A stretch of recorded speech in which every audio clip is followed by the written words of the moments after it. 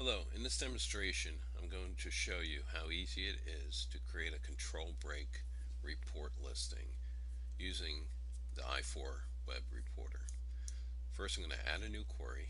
I'm going to call it order list, and we'll call it order listing, and it's just going to be a regular query. I also can do an MS Word merge or custom labels, but I'm just going to add a regular query.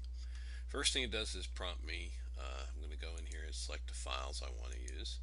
Okay, in this case I'm just going to use the order detail file. I'm going to add that.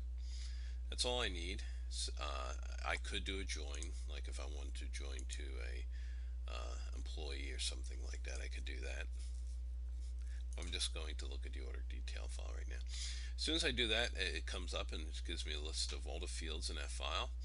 Okay, I want the order number, the line number, the order status, description, and we'll just do the price. And I'm going to update that. So if I run the query right now, which I can do, it'll just give me all the detail. I have my pop-up blocks. I always allow pop-ups from the site. Run the query again, and here's all the detail. So I have 1, 2, and 4. I have 3 orders in here, numbered 1, 2, and 4. But let's say I want a total by each department or each order number. I can do that. I can close this and close this. Go into, first of all, break fields. I'm going to set which fields and sort by order number. So I'll sort by order number, and I'm going to tell it to do a new page every time that order number changes. I'm going to update that. The other option I have here too is determine what I want to total. So I have order price. I also have, I could take quantity, create a work field, multiply them together, and come up with that information. But very simple, I'm just going to take the order price, I'm going to sum the amount, hit change on that, and also I'm going to include the order price in. Okay, so we have the sum of that. I'm going to close that. Also in the control break, just so I get a total for it, I'm going to include that order price as part of the control break. So anytime the order number and the price together changes, that should update. Run it. There's my report. Now I print it to see the breaks. There I am. Order number 1, order number, order status widgets. There's 41 is the total for that. And I could format those too. Here's new page because I told it order number, total there 52. And then it gives me a grand total at the very end. I can also do counts or anything like that. But very quickly I created an end user report using this query tool.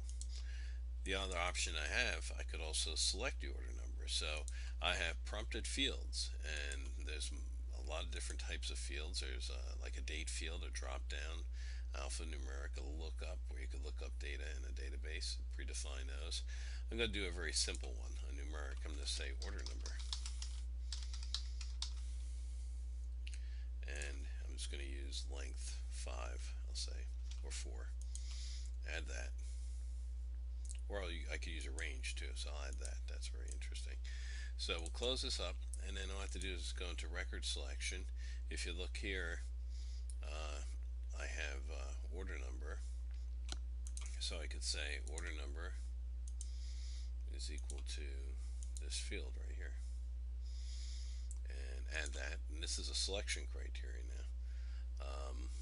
Okay, it doesn't like something about what I added, so I probably have to say between, because this was a range, and that's what it doesn't like. There we go. So I've now created that same query listing. Now it's asking me which orders I want to see. Let's say I just want to see 1 through 4. Process it. It's just going to give me orders 1 through 4, which is all of them. Now I can run it again. Say give me 1 through 2. Run it again. Say 1 to 2, and I only have orders 1 through 2. And I can print that on my same totals just based on that data. Nice thing about these two, once you're done with them, you can save them.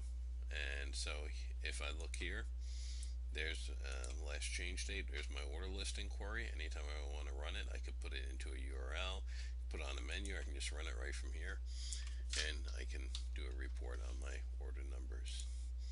And here it is. And that's how easy it is to use the i4 Reporter.